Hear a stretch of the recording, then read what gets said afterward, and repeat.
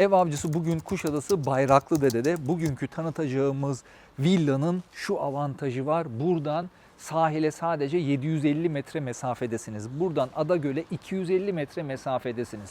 Sabah kalktınız, koşmak istediniz, spor yapmak istediniz, yürümek istediniz, hemen çıkıp Adagöl'ün etrafındaki yürüyüş pistinde yürüyebilirsiniz, koşabilirsiniz. Hemen denize gidebilirsiniz.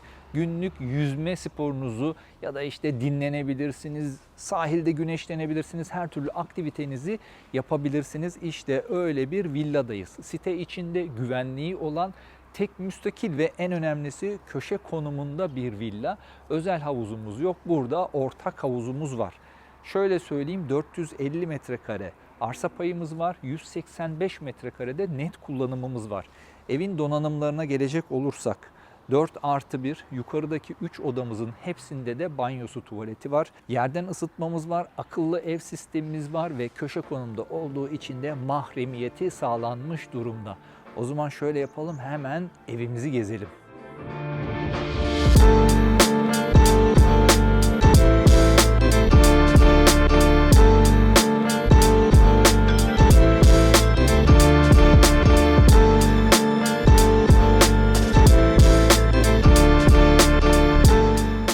Şu an sitemizin içine geldik. Aracınızla sitenize giriyorsunuz ve hemen aracınızı park edebiliyorsunuz. Burada 2 araçlık park yeriniz var. Hatta evimiz köşe konumda olduğu için burası bitiş noktası. Belki 3. aracınızı bile bu bölüme sığdırabilirsiniz. Sağ tarafta havuz. Evet, şu anda evimizin girişindeyiz. Evimize giriyoruz. Girmeden önce şurayı göstermek istiyorum Doruk. Biraz geriye gidersen. Şurayı camla kapatabilirsiniz. Camla kapattığınızda bir rüzgarlık olarak kullanabilirsiniz. Bence güzel de olur. Hatta küçük bir ayakkabılık yapıp şu bölüme ayakkabılarınızı da burada giyip çıkartabilirsiniz. Güzel de rahat bir buraya oturma koltuğu koydunuz mu mis gibi olur. Evet, evimize girdik. Akıllı ev sistemimiz var ve aktif durumda. Hemen bütün işlemlerinizi evle ilgili burada yapabiliyorsunuz. Yerden ısıtmamızın olduğunu söylemiştim ve en güzel özelliklerimizden bir tanesi de burada şöminemizin olması. Bu ev sitenin içindeki diğer villalardan daha farklı. Burada bir galeri boşluğumuz var. Diğer evlerimizde bu galeri boşluğu yok. Bu da eve daha fazla bir ferahlık veriyor. Yan tarafında komple cam olduğu için yukarıya kadar cam.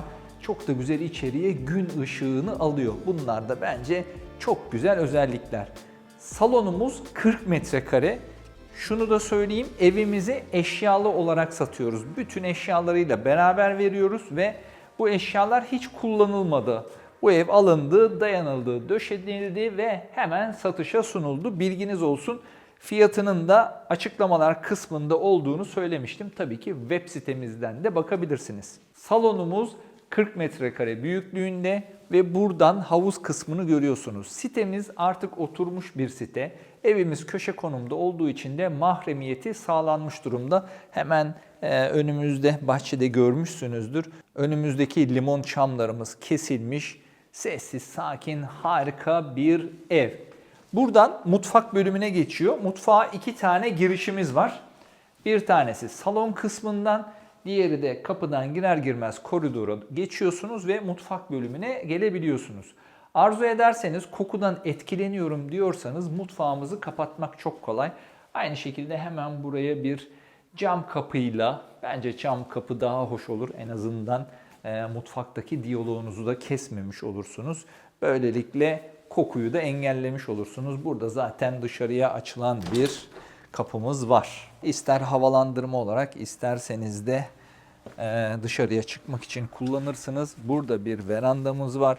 Yemek masanızı buraya koyar mısınız bilmiyorum ama ön tarafta çok geniş bir veranda alanımız var. Buraya yemek masanızı koyabilirsiniz ve epey geniş bir alanımız var.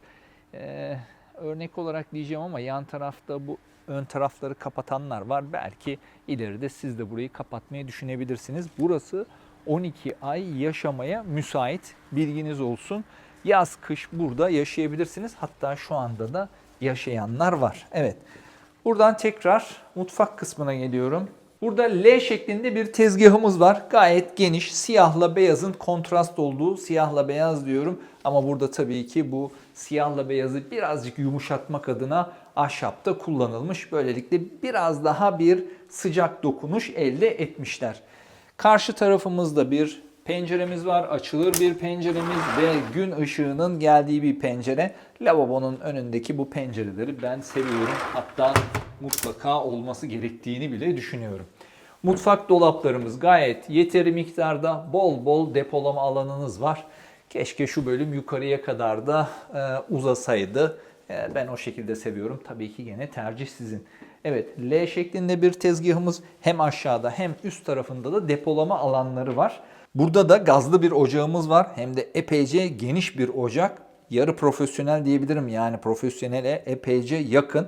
Gazlı ocağı vurguladım çünkü biz zaman zaman Doruk'la tartışıyoruz bu konuyu. Gazlı ocak mı, elektrikli ocak mı diye. İşte siz hangisini tercih ediyorsunuz bilmiyorum ama ben elektrikli ocağı bir türlü ısınamadım. Doruk da ona ısınan tarafta.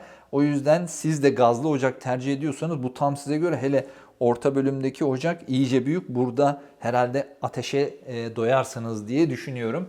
Ocağın hemen üstünde de tabii ki bu ocağın ölçüleriyle aynı bir davlumbazımız var. Bir şey daha not düşmek istiyorum sizlere. Burada bol miktarda priz koymuşlar.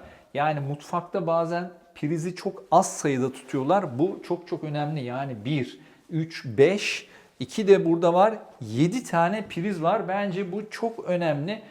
Tabii ki bu köşeleri de siz kahve takımınızı ya da işte diğer elektrikli mutfak aletlerinizi koyup değerlendirebilirsiniz. Evimizi eşyalı olarak verdiğimizi söylemiştim. İşte burada fırınımız da var. Bir tek buzdolabımız yok. Artık buzdolabını da siz alacaksınız. Tersten girdik, devam ediyoruz. Kapıdan girdiğinizde, karşı koridora geldiğinizde burada vestiyer bölümümüz var. Vestiyer ve ayakkabılık, merdiven altı bu şekilde kullanılmış. Bence de gayet başarılı olmuş. Bol miktarda burada da depolama alanınız var. Depolama alanı demişken hemen şurayı da göstereyim. Burada bir kilerimiz var. Bunun aynısı bir de yukarıda var. Yukarıyı çok büyük bir ihtimalle çamaşır odası olarak kullanırsınız. Bu kilerler, bu odalar bence evlerde hayat kurtaran şeyler, mutlaka olması gerekiyor. Burada da ortak banyo tuvaletimiz var.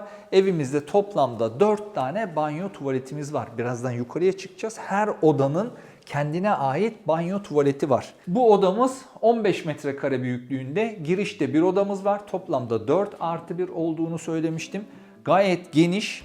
Tabii şu anda burası böyle sanki oturma odası olarak tasarlanmış ama siz burayı yatak odası olarak kullanabilirsiniz.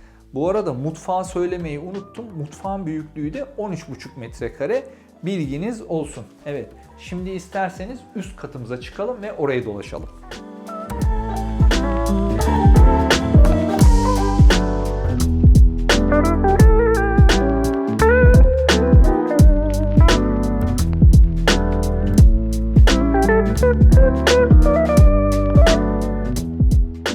Ahşap merdivenlerimizden yukarıya çıktık. Evimiz aydınlık bir ev ve her şey bembeyaz. Geldiğinizde bunu anlayacaksınız. Araya sadece ahşaplar giriyor.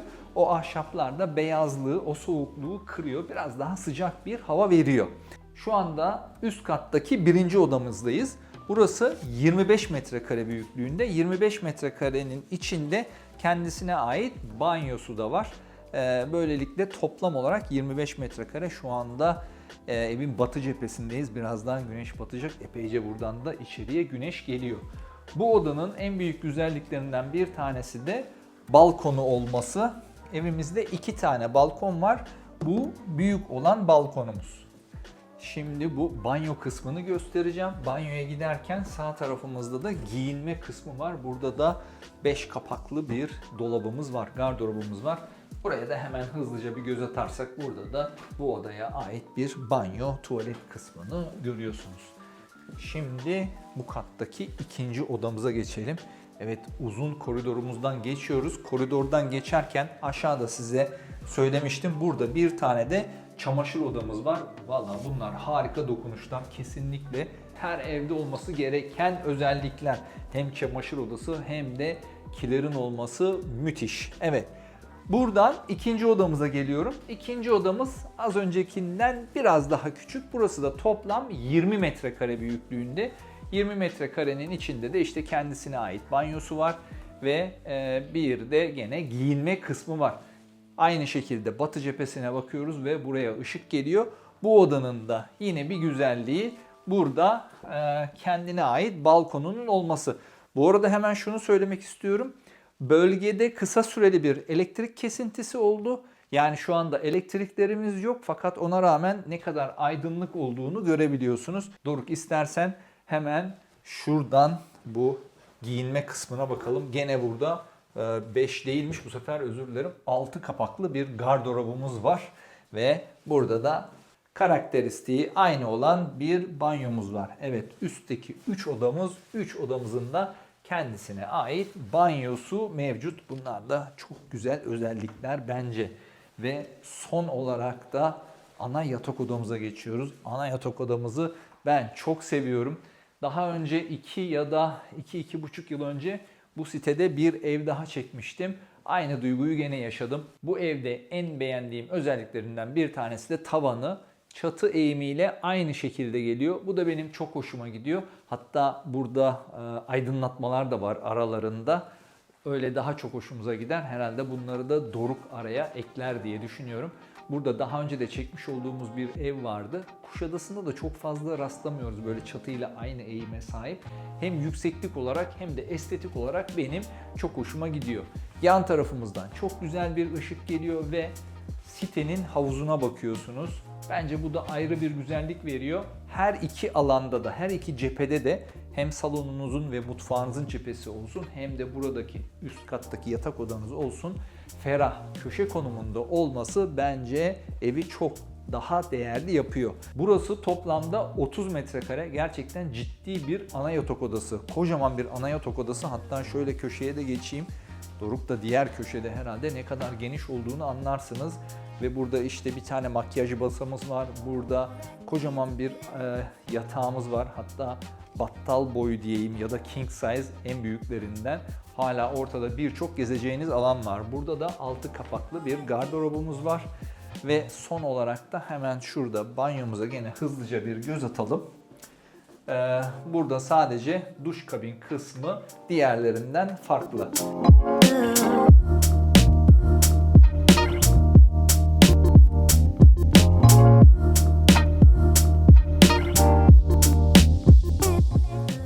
Evimizi gezdik dolaştık. Tam yaşanılacak bir villa burası.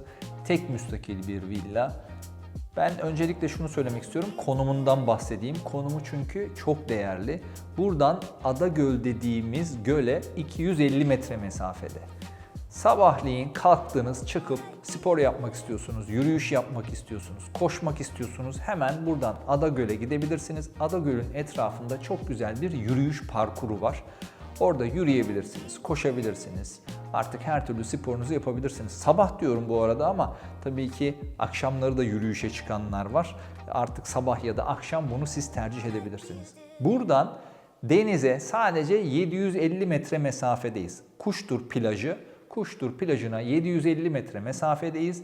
İsterseniz yürüyerek bile gidebilirsiniz ya da bisikletinize atlarsınız, hemen plaja gidip sabah ya da akşam ya da öğlenleyin ne zaman isterseniz hem yine aynı şekilde gidip yüzüp sporunuzu yapabilirsiniz, güneşlenebilirsiniz. Bu denizin, güneşin ve kumun tadını hızlı bir şekilde çıkartabilirsiniz.